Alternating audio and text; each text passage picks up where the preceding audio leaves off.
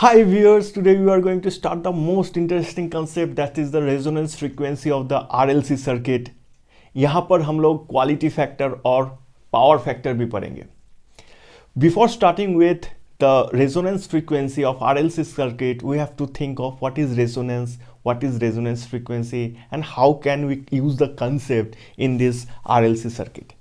एक चीज़ समझना पड़ेगा, करंट या आरएलसी सर्किट जो चीज़ है ये माइक्रोस्कोपिक जगह में हो रहा है, जो चीज़ हम लोग को दिखाई नहीं पड़ेगा.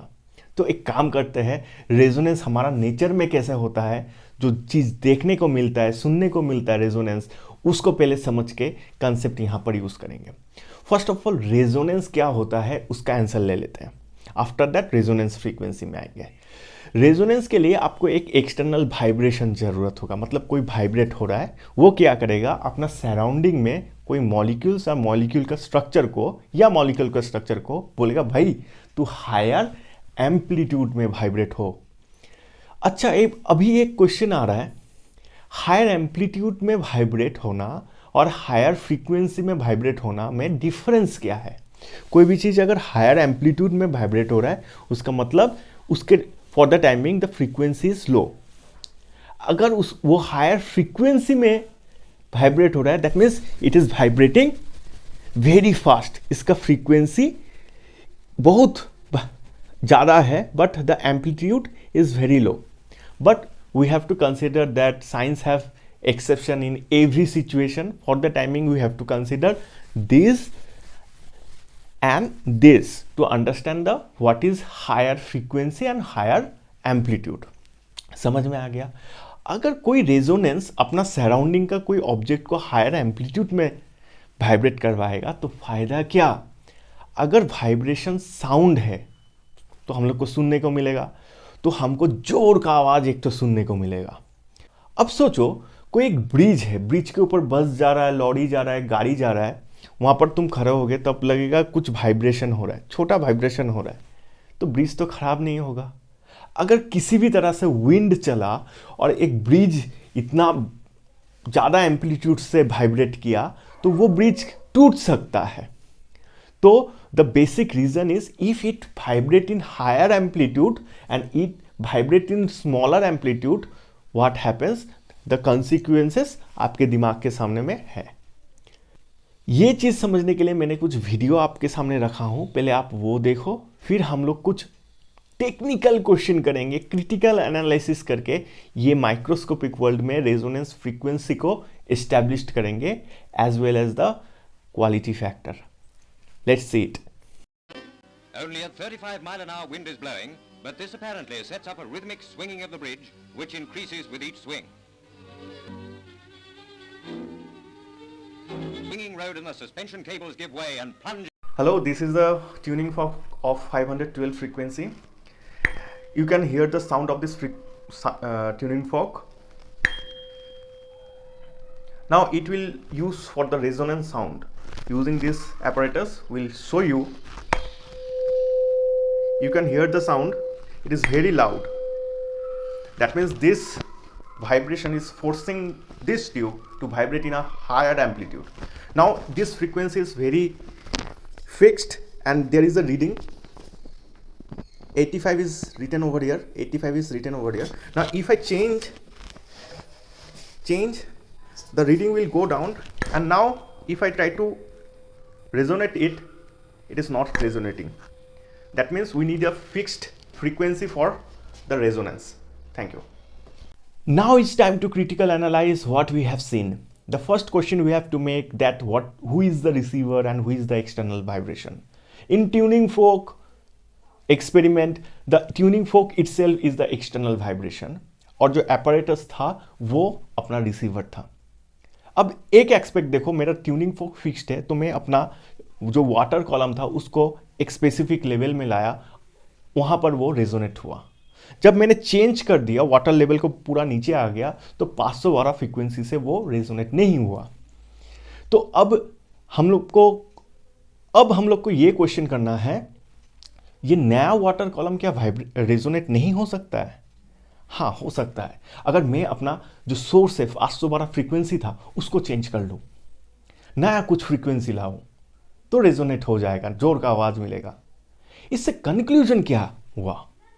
यहां पर यह कंक्लूजन हुआ, अगर तुम्हारा 512 तुम अगर उसको फिक्स्ड मान रहे हो तो जो रिसीवर था उसको आप चेंज करके देखो कहां वो रेजोनेट होता है। अगर जैसे सेकेंड केस में हमने क्या किया, नीचे ला दिया, एक नया वाटर कॉलम आ गया, मैं अगर सोचूं ना मैं उसको फिक्स्ड मानता हूं तो मुझे अपना सोर्स चेंज करना पड़ेगा तो रेजोनेट करने के लिए। तो रेजोनेट कंडीशन समझ में आया? किसी एक को फिक्स्ड अगर किए हो तो दूसरा को चेंज करना पड़ेगा, सिंपल। तो यहां पर आरएलसी सर्किट में फ्रीक्वेंसी कौन जनरेट करेगा? ये मेरा सोर्स है। सोर्स में ओमेगा है, 2πf फ्रीक्वेंसी यहां पर छुपा हुआ है। अगर मैं सोच रहा हूं ये वाला फ्रीक्वेंसी अगर फिक्स्ड है तो आरएलसी सर्किट में रिसीवर जो है, जो रिसीव करेगा फ्रीक्वेंसी, उसको मैं अपना हिसाब से चूज करूंगा जो ये फ्रीक्वेंसी से रेसोनेट कर जाए। अगर ये सोच रहा हूं मैं इसको फिक्स्ड करूंगा तो मुझे ये वाला फ्रीक्वेंसी को चेंज करके रेजोनेट कंडीशन में जाना है, सिंपल। तो समझ में आ गया ना? अब यहां से एक क्वेश्चन और बनेगा। चलो नॉर्मल केसेस में तो मुझे समझ में आ रहा है, रेजोनेंस में ज्यादा साउंड होता है, वहां पर ब्रिज टूट गया, फाइन, देखने को मिल रहा है, सुनने को मिल रहा है। तो यहां पे क्या होगा, फर्स्ट क्वेश्चन। और वहां पर जैसे ब्रिज ने फ्रीक्वेंसी रिसीव किया, वो एपैरेटस ने फ्रीक्वेंसी रिसीव किया, तो यहां पे कौन रिसीव करने वाला है? तो देखो फर्स्ट क्वेश्चन का आंसर ये है, जो यहां पर जो फ्रीक्वेंसी है वो किस फॉर्म में है? वोल्टेज फॉर्म में है। तो मैं साउंड से साउंड को रेजोनेट किया तो मुझे जोर का साउंड मिला, यहां पर मुझे जो रिसीव करेगा, जो रेसोनेट होगा, वहां पर मुझे ज्यादा वोल्टेज देखेगा। एज अ रिजल्ट वहां पर मुझे ज्यादा करंट देखने को मिलेगा, क्योंकि मुझे मालूम है voltage is directly proportional to current. तो यहां पर मुझे वोल्टेज और करंट का मैग्निफिकेशन दिखेगा। समझ में आया ना चीज? तो अब सेकेंड क्वेश्चन ये है, ये आरएलसी सर्किट में तुम्हारा फ्रीक्वेंसी को कौन रिसीव करने वाला है?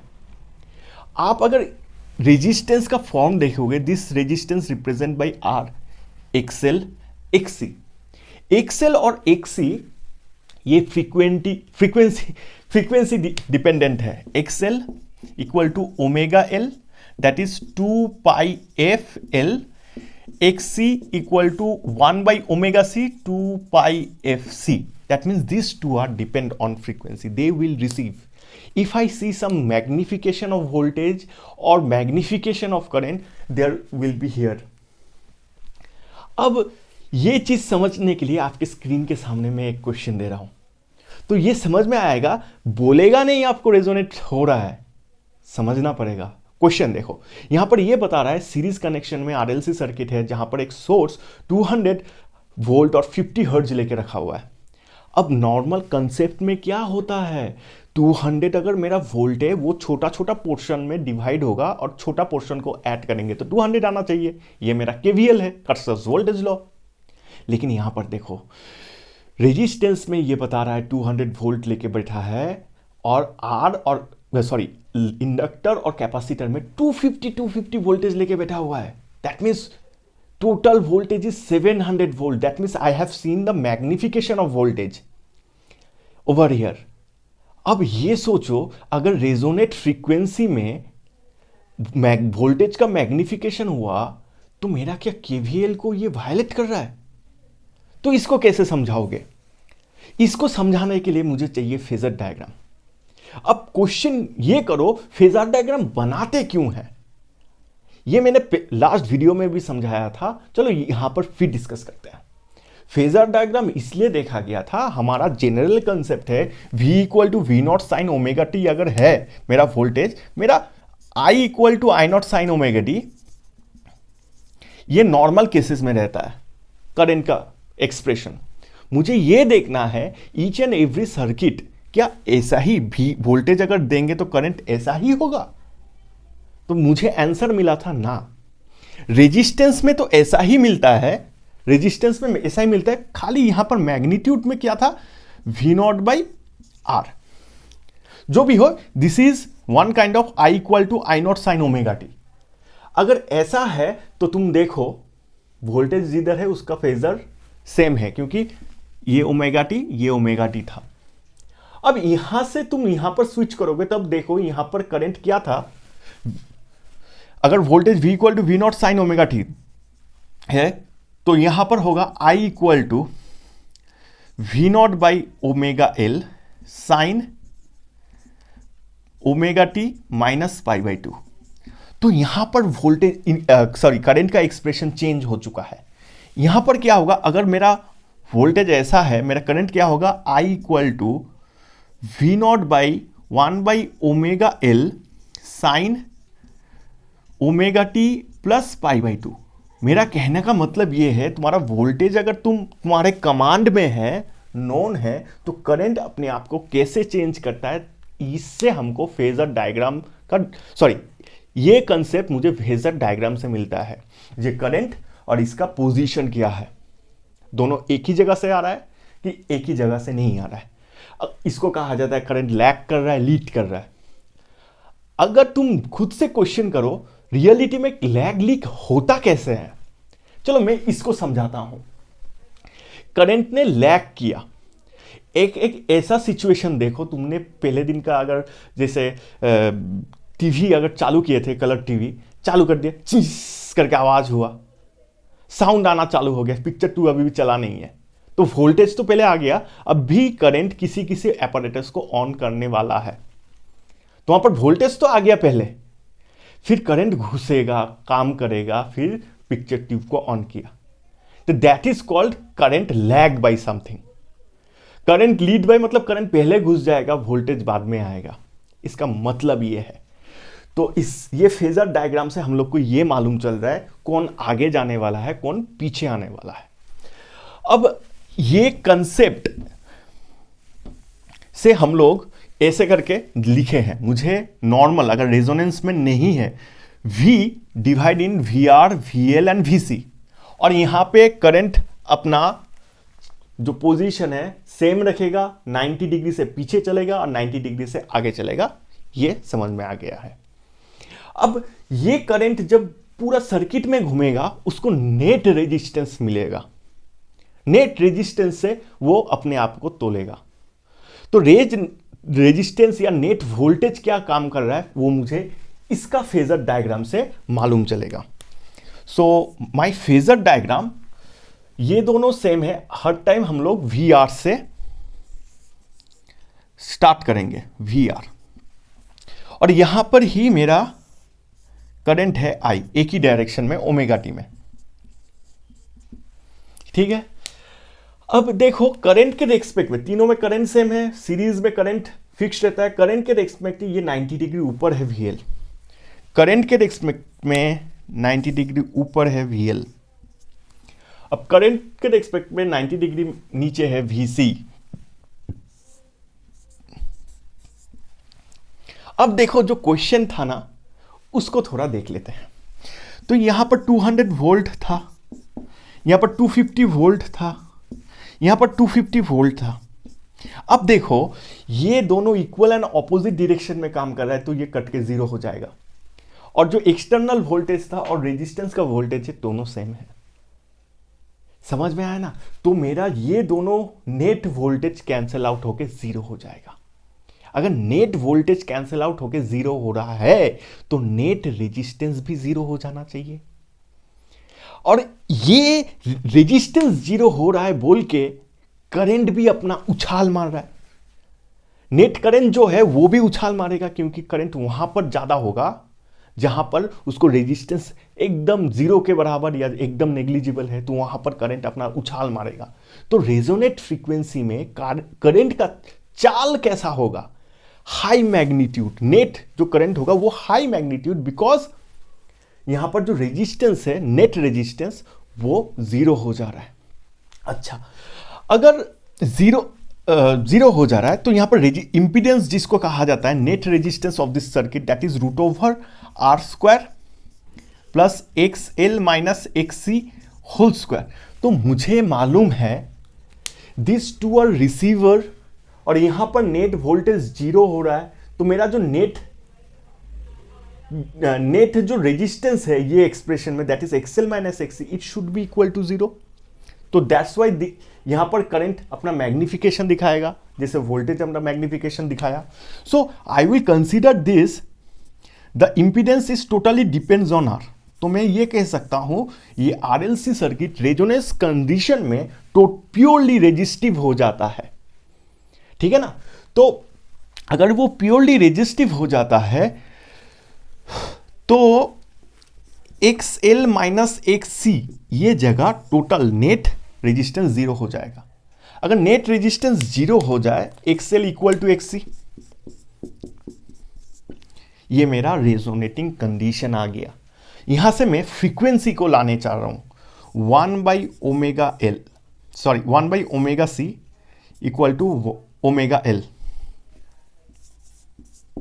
सो cross multiply omega equal to omega square हो जाएगा 1 बाई रूट ओवर LC।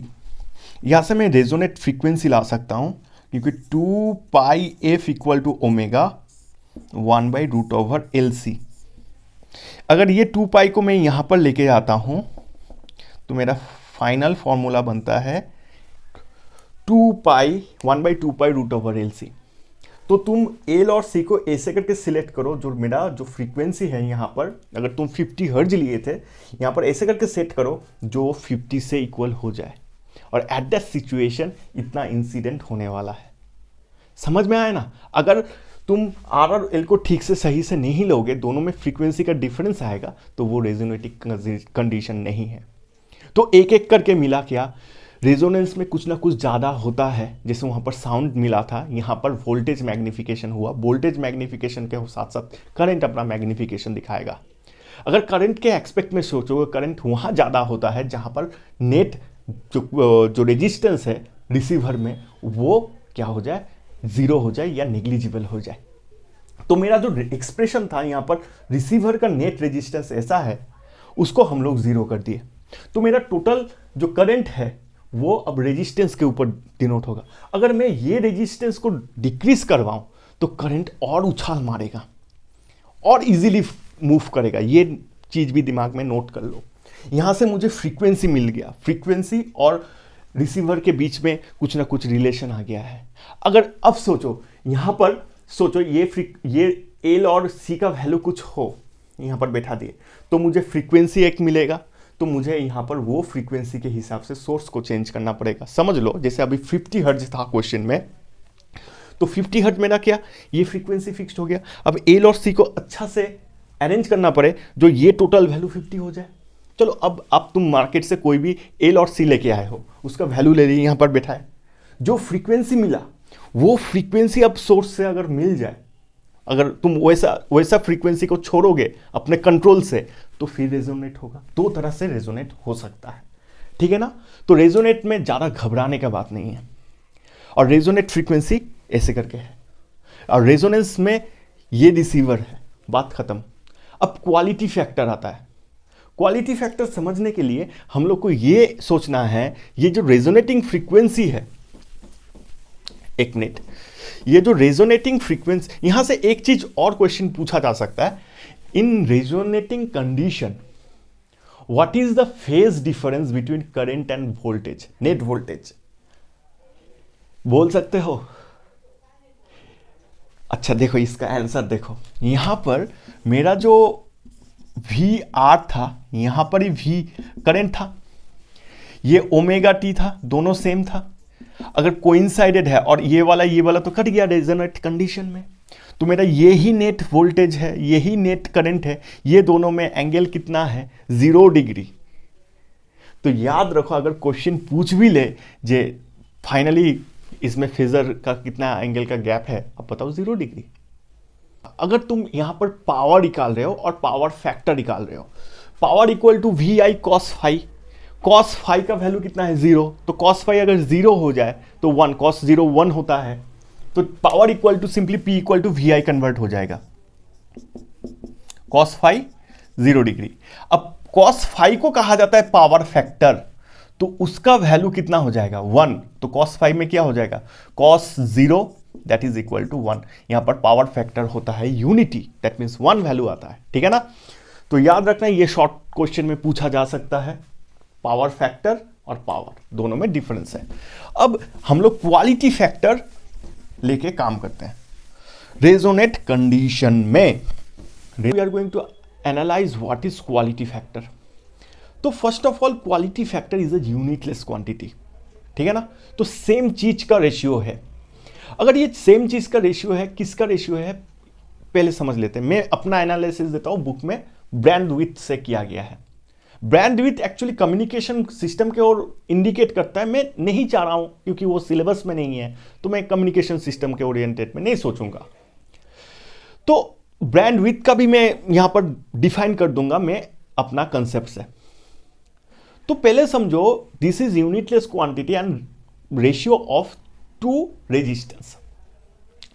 मैं यहां पर दोनों का रेजिस्टेंस, मतलब एक रेजिस्टेंस जो रेजोनेट होकर रखा हुआ है और एक जो रेजोनेट नहीं होकर रखा हुआ है, ये दोनों का रेजिस्टेंस का रेशियो में लेने वाला हूं। समझ में आ गया ना। तो मैं आर को कंपेयर करूंगा वन ऑफ दिस इंपीडेंस से, sorry one of the reactance से मैं कंपेयर करूंगा। समझ में आया। सो अगर मैं किसी को कंपेयर कर रहा हूं, कहा एक डिनोमिनेटर में रखना है, एक न्यूमरेटर को आर से कंपेयर करना है, तो आर को नीचे रखेंगे और ये दोनों का कोई भी एक एक्सएल या एक्सी ले लेंगे, उसको ऊपर रखेंगे। That means quality factor is the ratio of XL by R कर लेते हैं, और एक्सएल अभी रेजोनेशन में है, रेजोनेटिंग कंडीशन में है। That means omega equal to 1/√LC और यहां से एफ इक्वल टू 1/2π√LC। ये कंडीशन मान के रखा हुआ है। अगर तुम रेजिस्टेंस से नहीं डिफाइन करना चाह रहे हो, तो यहां पर दोनों में करंट मल्टीप्लाई कर दो। सीरीज में करंट सेम है, यहां पर आरएमएस दिया जाता है करंट, तो ये क्या हो जाएगा, voltage in the inductor by voltage in the resistance. इसको कहा जाता है voltage drop across the inductor और कैपेसिटर। ये दोनों में से कोई एक ले लेंगे, उस by the voltage drop across the resistance. बात खत्म। अगर वोल्टेज से समझ में आ रहा है तो करंट दोनों में कॉमन है, वो फाइनली यहां पर कोइंसाइड होगा। अब इसके बाद क्या, इसके बाद 1/r XL means omega L. अब ओमेगा कैसा, जो रेजोनेट होकर रखा हुआ है, रेजोनेट कंडीशन में है। रेजोनेट कंडीशन में अगर है 1/r into omega equal to 1/√LC into L. अगर एल काटोगे यहाँ पर इसको, अच्छा ये तो देखो समझ में आ रहा है, 1/r इंटू √L/C। समझ में आया ना चीज। ये बैंडविड्थ के कंसेप्ट से बाहर है। पहले चीज समझ लो, फिर बैंडविड्थ से भी मैं कर सकता हूं। एक्चुअली बैंडविड्थ होता क्या है, कोई भी अगर फ्रीक्वेंसी आएगा ना, वो एक सिंगल लाइन में नहीं, वो एक चौड़ा लाइन लेके आता है। बीच में उसका मैक्सिमम रहता है, अगल बगल में थोड़ा कम रहता है, और जिसका बैंडविड्थ कम होगा वो अच्छा होगा फ्रीक्वेंसी। अच्छा, जैसे मैंने बताया था, दो एक्सपेक्ट में सोचना चाहिए, रिसीवर भी वैसा होगा। तो अगर बैंडविड्थ ऑफ द रिसीवर वो कम हो, तो एज अ रिजल्ट वो जो फ्रीक्वेंसी है वो भी छोटा जगह में, जो जहां पर प्रिसाइज फ्रीक्वेंसी आ रहा है उसको पकड़ेगा।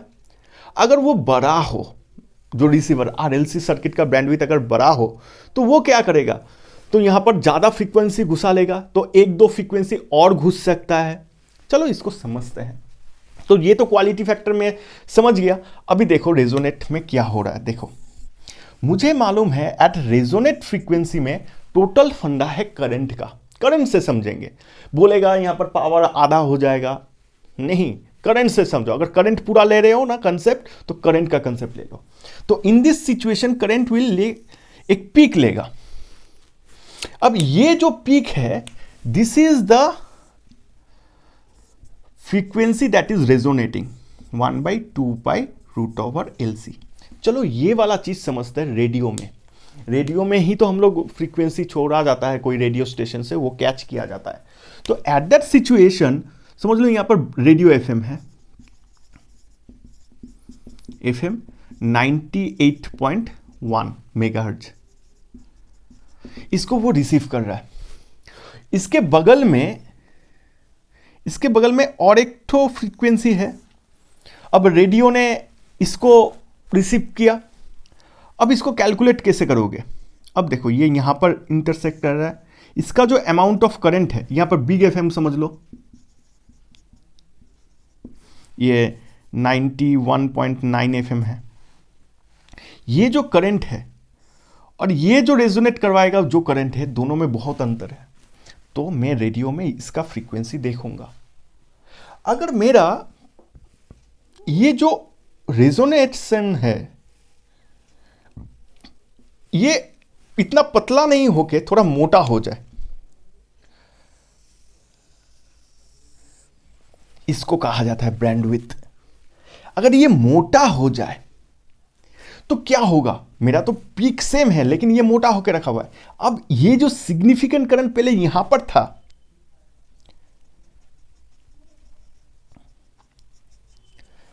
अब देखो ये यहां पर है, अब ये यहां पर है। अब देखो ये वाला एफएम का करंट और ये वाला एफएम का करंट दोनों ही सिग्निफिकेंट है। अब दोनों ही आवाज तुमको रेडियो में सुनाई देगा।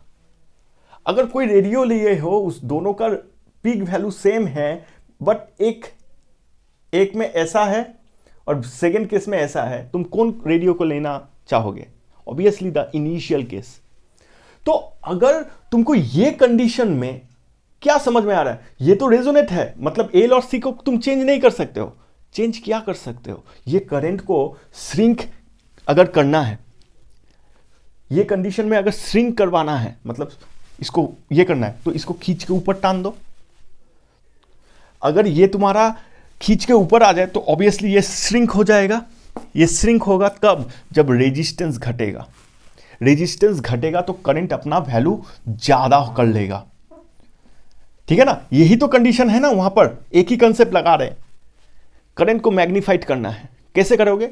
ये तो रेजोनेट होकर रखा हुआ है, ऐसे ही मैग्नीफाइड है। अब क्वालिटी को इंक्रीज करना है तो करंट को श्रिंक करो। कब? वो श्रिंक तब होगा जब और ऊपर जाएगा। मतलब मुझे करंट को अगर यही जगह में श्रिंक करवाना है तो इसको और ऊपर लेके जाओ, श्रिंक करवाओ। अब देखो रेजोनेशन में ये करंट का वैल्यू और ये यहां पर करंट का वैल्यू वो चेंज हो गया। तो श्रिंक कैसे होगा? करंट रेजोनेट होने के बाद और कैसे ऊपर जाएगा? अगर तुम रेजिस्टेंस को घटा दो, क्योंकि तुम्हें मालूम है अभी ये टोटल रेजिस्टेंस यहाँ पर 0 है, ये करंट अभी इसके ऊपर डिपेंडेंट है। तो क्वालिटी फैक्टर में और करंट को अगर ऊपर लेके जाना है तो ऊपर लेके जाना मतलब शार्पेस्ट को इंक्रीज करना है, मतलब ये गैप को छोटा करना है जिसको कहा जाता है बैंडविड्थ, उसको घटाना है तो तुमको रेजिस्टेंस को और घटाना पड़ेगा। ठीक है ना? चलो अभी ये समझ लिए अच्छा से कंसेप्ट। इसको प्रूफ किया जा सकता है। देखो प्रूफ करना बहुत बड़ा बात नहीं है, इसको समझना बहुत बड़ा बात है। क्वालिटी फैक्टर क्या है? रेजिस्टेंस का रेशियो, इसके साथ कंपेयर करना है। ये दोनों के कोई भी एक से कंपेयर कर देंगे, बस बात खत्म। Thanks for watching.